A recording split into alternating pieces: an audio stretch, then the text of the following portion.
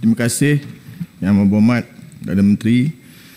Secara prinsipnya kita amat bersetuju apa jua kepentingan untuk Melayu Bumiputera, dan di mana apabila Melayu Bumiputera berjaya, kaum-kaum lain pun mendapat faedah.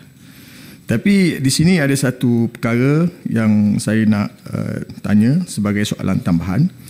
Ketidakseimbangan pendapatan dan peluang ekonomi sesama Bumiputera ia tertumpu kepada negeri-negeri yang ramainya Melayu dan Bumiputera seperti negeri Kelantan, negeri Terengganu, Sabah, Sarawak dan juga Pahang.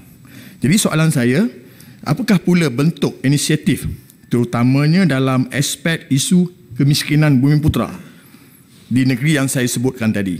Mohon penjelasan terperinci kerana dan kita nak tahu juga siapa pemegang taruh untuk memastikan ianya berjalan dengan lancar. Terima kasih, Tan Sri Speaker. Yang Berhormat. Tan Sri Yang Dipertua, terima kasih kepada Yang Berhormat Senator Razali Idris atas pertanyaan tadi.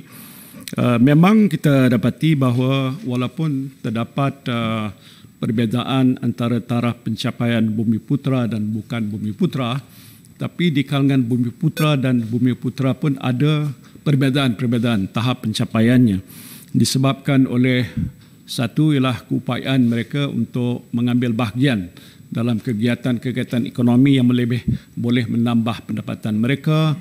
Keduanya ialah keupayaan dan kemahiran mereka untuk menguasai bidang-bidang ekonomi tertentu. Ketiganya ialah mungkin dalam soal tidak adanya modal yang mencukupi untuk membolehkan mereka menceburi bidang-bidang tersebut. Oleh sebab itu, dalam kerangka Majlis Kemakmuran Bumiputera, perkara ini akan kita ambil perhatian. Apakah inisiatif tertentu, terutamanya di negeri sebagaimana yang disebutkan oleh Muhammad Senator tadi, Kelantan ataupun Terengganu, Kedah dan beberapa buah negeri lain di mana terdapat adanya perbezaan yang agak ketara. Sebagai contoh, kalaulah berlaku di Kelantan, mungkin ada yang lebih maju, ada yang kurang maju. Sebab itu dalam soal untuk mengatasi masalah kemiskinan ini, kita tidak ambil kira soal kaum ataupun bangsa saja.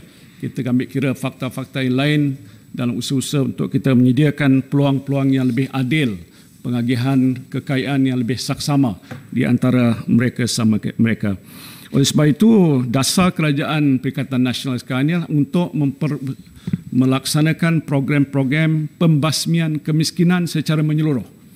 Dan ini mengambil kira perbezaan taraf antara Bumiputera dan bukan Bumiputera, wilayah termasuklah di Sabah dan Sarawak, dengan inisiatif-inisiatif yang telah pun kita lakukan pada masa-masa yang lepas.